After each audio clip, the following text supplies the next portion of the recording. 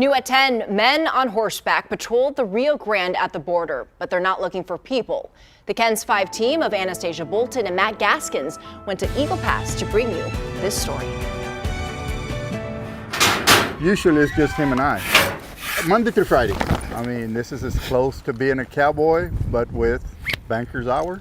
A cowboy version of banker's hours. We have a revolver. Comes with fewer comforts. This is the chaps for riding in. Protects your body. The job is a bit more unforgiving, but also beautiful. It's real scenic. And freeing. You're kind of your own boss. This cowboy, Tony Romo, no, not that Tony Romo, this Tony Romo isn't known for throwing a football. You know Tony Romo, the guy with the mustache.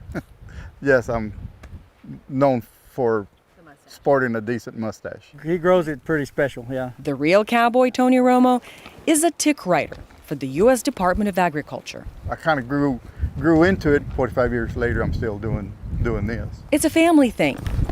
His son-in-law did it. His baby brother, David, rides as well. I could say I did grow up with it, and watching him, yes, I could say he's got a big part of it. These men patrol alone along the Rio Grande in the Eagle Pass area. The river is the boundary between the U.S. and Mexico. You're looking for signs of activity that don't belong. Tony here is looking for livestock that strays into the United States. So you start tracking those tracks to see, whether they're going that way, this way. Tony and his team tell us animals from the Mexico side of the Rio Grande could be carrying cattle fever ticks, but they are immune to the disease that ticks carry. The livestock on this side of the river aren't.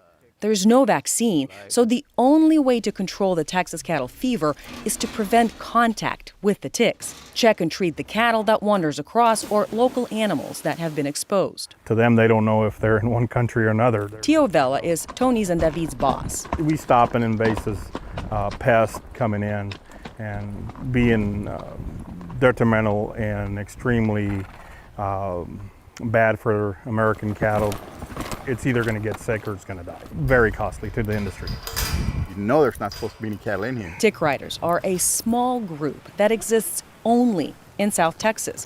The job might seem lonely, but Romo sees himself as part of something bigger, so he is never alone. I have my friend.